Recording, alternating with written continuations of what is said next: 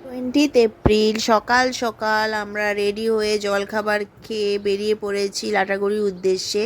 এখন গাড়ি দিদির বাড়ির নিচে দাঁড়িয়ে আছে, আমরা ওয়েট করছি দিদি পাপেল আর গুলুর জন্য। তো তারপর বেরিয়ে পড়লাম, তিস্তা ব্যারেজ ক্রস করছি, কিন্তু আমাদের একটু এদিক ওদিক ঘুরে একটু দেরি হয়ে গেল। এই যে পেহেল গেছে ঘুমিয়ে, পেছনের সিটে আমি দিদি আর মা অ্যাডজাস্ট করে বসে আছি, তার থেকে বেশি অ্যাডজাস্ট করেছে পাপেল আর গুলু ড্রাইভার সিটের পাশে বসে। আর এই যে গজলডাবার পাশ দিয়ে যাওয়ার সময় এই যে এত বড় ফ্লাইওভারের ব্রিজ, যেখানে সকলে ফটো তুলে গাড়ির মধ্যে থেকে দেখা যাচ্ছে, কিন্তু ব্যাপারটা হচ্ছে যে ফ্লাইওভারটা বন্ধ থাকাতে আমাদেরকে ঘুরে ঘুরে যেতে হলো, তাই আরও বেশি দেরি হয়ে গেল। যেতে যেতে প্রায় দুপুর ক্রস করে গেছিলো। আমরা ভেবেছিলাম 12টা সাড়ে 12টা ঢুকবো, সেখানে গিয়ে আমাদের প্রায় 2:30-3টের সময় গিয়ে পৌঁছেছি লাটাগুড়ি। আর এই যে যেই রিসর্টে যাচ্ছি সেটা হচ্ছে মোটামুটি মেন রোডের পাশেই দ্য গ্রিন ক্যাসেল, ছোটোর মধ্যে খুব সুন্দর রিসর্ট। পৌঁছতে পৌঁছতে অনেকটাই দেরি হয়ে গেল, 2:30-3টে বেজে গেছে। সবারই তো প্রায় পাগলের মতন খিদে পেয়ে গেছে। রিসর্টটা ঢুকতে ঢুকতেই সকলের খুব পছন্দ হলো। ছোট্টর মধ্যে এত সুন্দর পার্ক করা আছে, হাতি বাচ্চাদের খুব পছন্দ হবে, হাতি করা।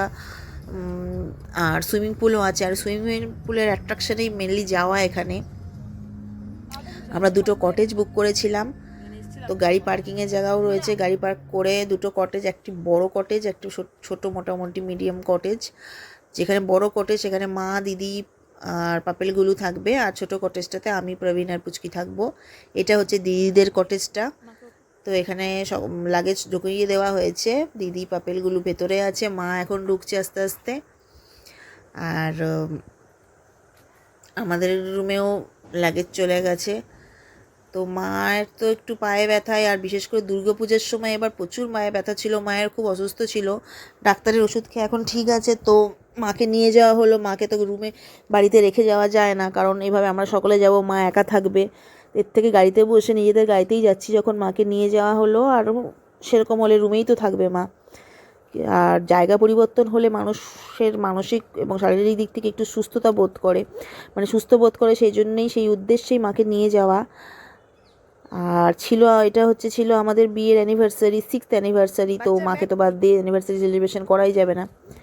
কেক টেক সব কিছুই আমরা শিলিগুড়ি থেকে কিনে নিয়ে গেছিলাম। এই যে এদিকটায় হচ্ছে ডাইনিং হল, রেস্টুরেন্ট, আর এই যে কটেজ, 2টো কটেজ রয়েছে, ওইদিকে দিদিদের কটেজ। এই যে প্রবীণ, সব কিছু দেখে শুনে নেওয়া হচ্ছে যে গাড়ি থেকে সব নামানো হলো কিনা। দিদিদের রুমে ঢুকলাম, এই যে পাপেল আয়নার সামনে সাজুগুজু করছে, মা বসলো। আর রুমটা বেশ সুন্দর আছে, সোফা সেট রাখা, ওইদিকে মিনি ফ্রিজ রাখা আছে, যদিও সেই মিনি ফ্রিজ কাজ করছিল না। পেহেল খুনখুন করে কাঁদছে, আয়নায় নিজেকে একটু দেখে নিলাম আমি। এখানে বেসিন আর আয়না রয়েছে, ভেতরে বাথরুমটা আর দেখালাম না। তো এই যে গুলু দিদির সঙ্গে পেহেল গল্প করছে, গুলু নাম দিয়েছে পেহেলকে মলু, আমি ডাকছি আয়রা বলে, আর ওর ভালো নাম পেহেল। যাই হোক, এই যে চারিদিকে ঘুরে ঘুরে মানে রিসর্টটাকে ভিডিও করছি, হাতে সময় নেই, কারণ আমরা খেতে যাব। তবে লাঞ্চের অর্ডার করে দিয়েছি, রেডি হচ্ছে লাঞ্চ, ততক্ষণ যতটুকু ভিডিও করে নেওয়া যায়। আর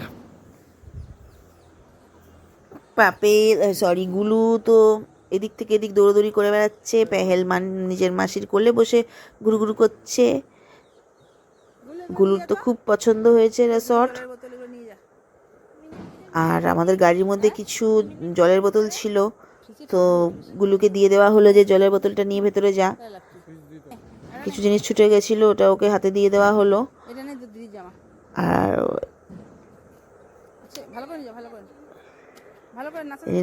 নাচাতে নিয়ে যাচ্ছে, জামাটা আমি বললাম নাচাতে নাচাতে নিয়ে যেতে নেই।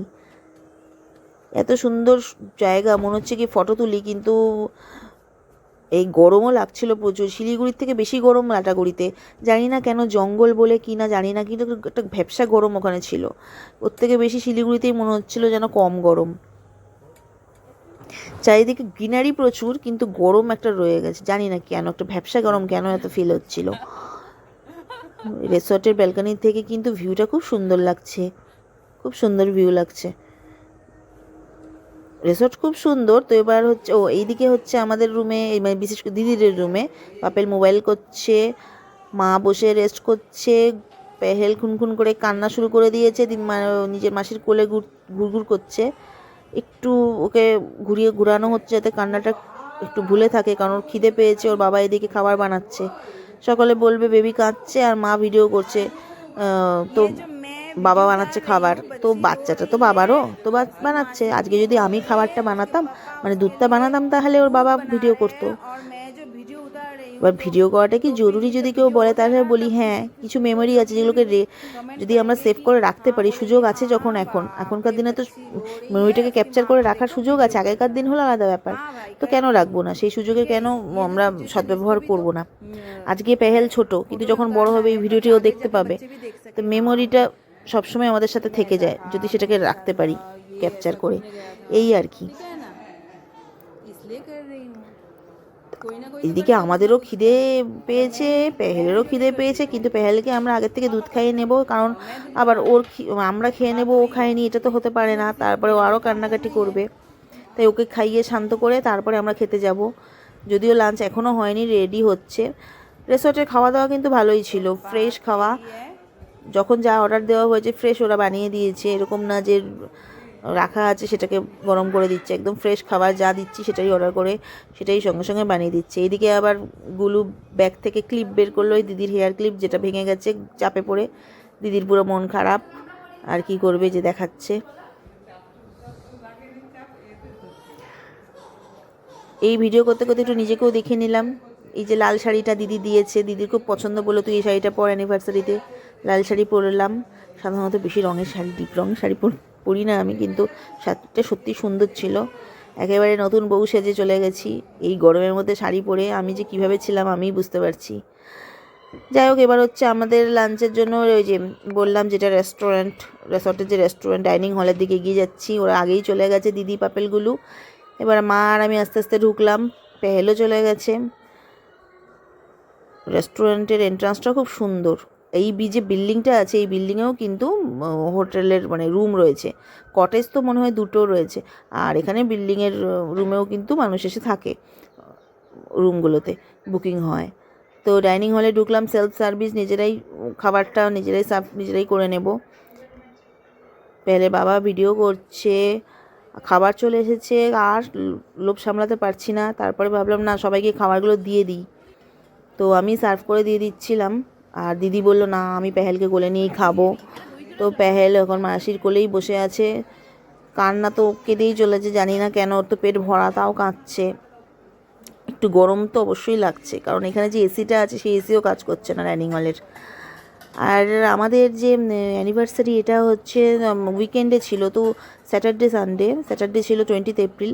তো এমনি তো খুব সুন্দর রিসর্ট, কিন্তু একটু যেটা হয় আর কি, এখানে সব অনেক ইয়াং ছেলেমেয়েরাও আছে রিসর্টে, সুইমিং পুলে আনন্দ করে, তাদের মতন এনজয় করে, তাই ফ্যামিলি নিয়ে গেলে একটু দেখে শুনেই যাবেন। আদারওয়াইজ খুব সুন্দর আছে রিসর্ট। খাওয়া দাওয়ার পর আমাদের এখন রুমে ফেরার পালা। লাঞ্চ হয়ে গেল, এখন আমাদের প্ল্যানিং হচ্ছে নেক্সট কেক কাটিং। তো নেক্সট কেক কাটিংয়ের ভিডিওটি পরে আপলোড